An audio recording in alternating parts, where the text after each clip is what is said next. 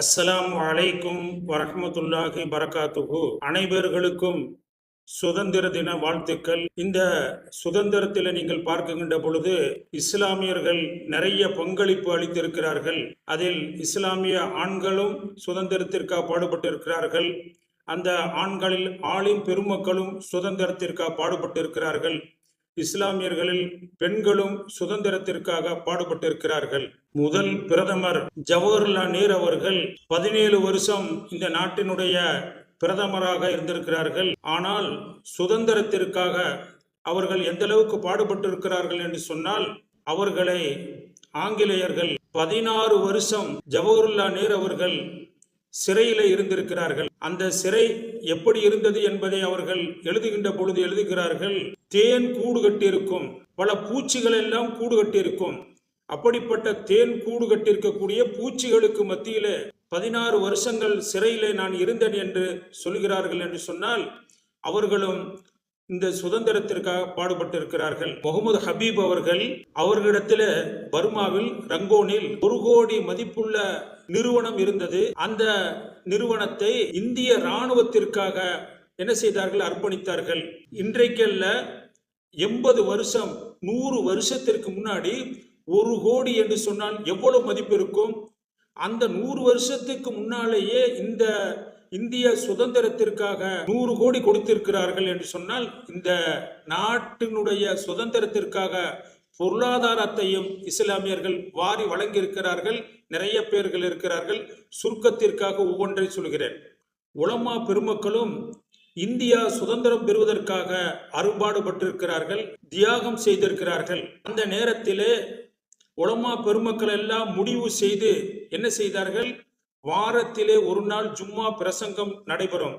ஆனால் அந்த நேரத்தில் ஆலிம் பெருமக்கள் எல்லாம் ஒவ்வொரு நாளும் வாரத்தில் இருக்கக்கூடிய 7 நாட்களும் சுதந்திரத்திற்காக இந்த நாடு விடுதலை அடைவதற்காக வேண்டி பேசிக்கொண்டே இருந்தார்கள் ஒவ்வொரு நாளும். இதை தெரிந்த ஆங்கிலேயர்கள் என்ன செய்தார்கள்? உலமாக்களை பழி வாங்கினார்கள். யார் யாரெல்லாம் சுதந்திரத்தை பற்றி ஒவ்வொரு நாளும் பேசுகிறார்களோ அந்த உலமாக்களை என்ன செய்தார்கள் என்று சொன்னால், இந்த உலமாக்களை பள்ளியினுடைய நடுவிலேயே தூக்கிலிடப்பட்டார்கள்.